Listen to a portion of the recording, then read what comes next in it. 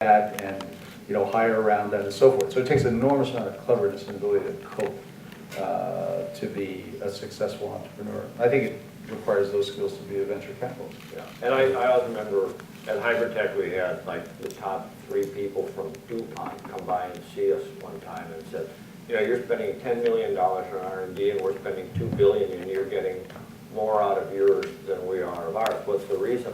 I responded with, well, at DuPont, if you're working on a project and it fails, you get reassigned. If we're working on a project and it fails, we go home. Very good. Do we have more time for any more questions, Heather or Brian? Okay, Dick? A couple of remarks about universities, the ability of universities to fund research, what's going to happen on that front, your interactions with universities, how has it been, what are the problems, what can be done, what's different versus. Well, if I can, when I was the chief financial officer at Hybrid and we positioned the company right over here so that the people who left the university could drive by it and their neighbors wouldn't know they'd sold out to the for-profit sector.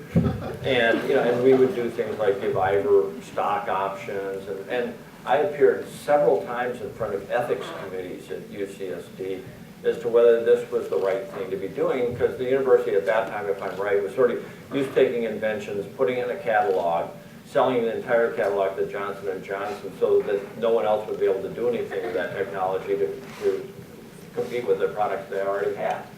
So we worked our way through it, and then when Hybrid was sold, the university just did a 180 and thought, man, this is a neat deal. We've got to do more of this. And and that's where where the Connect and the course I taught and called How to Start a High-Tech Company came from.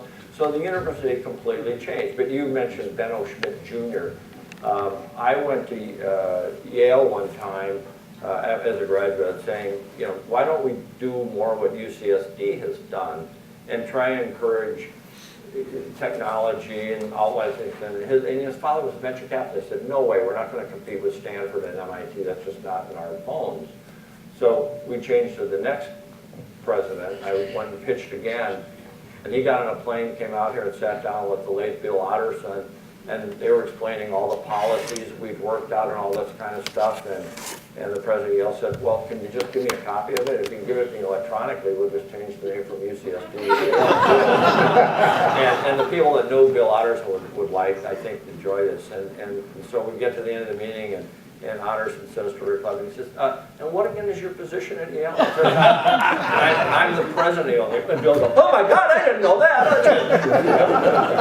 So I think, and from that, we went on, and Bill Otterson and I one time testified in front of the Board of Regents as to why each campus needed its own licensing and patenting office. And so the universities have gotten with it, and Yale now has that, because of UCSD, and it's become more of an acceptable modus operandi, because I would think it would be beneficial in attracting faculty as well as creating income. I mean, like when we were involved in starting Aurora Biosciences, they were, in the process of recruiting that future Nobel Prize winner, but he wanted to make sure there was some outlet for his ideas when I got here, so we started Aurora Biosciences as a way of recruiting him to the university. Is that a fair statement? Yeah. No, and then Vertex buys our product. Yeah, right.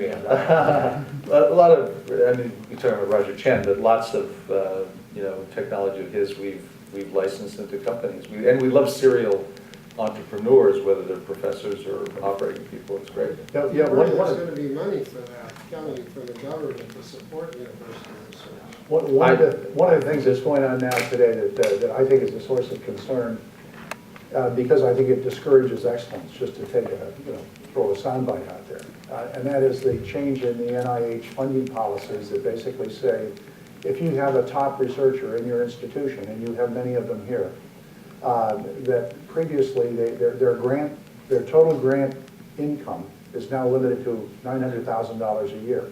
And there are a number of your top ones that are probably getting 2.7, just to pick a number out of the hat. I know 3 or 4 top researchers that were in the $2.5 to $3 million a year of NIH grants, and that's over. And they're really attempting to spread the wealth because there's getting a lot of pressure from their congressional people coming in town and sit there and say, well, you know, not enough for North Dakota. Okay, we gotta, you know, and I don't want to disparage them because I think they're great in what they're doing. But the fact of the matter is that if you basically don't have our federal sources of funding, financing the best people in the country, the ideas that we've been financing aren't going to happen. Agree to that, agree to that. Wait, we have time, how much more time do we have?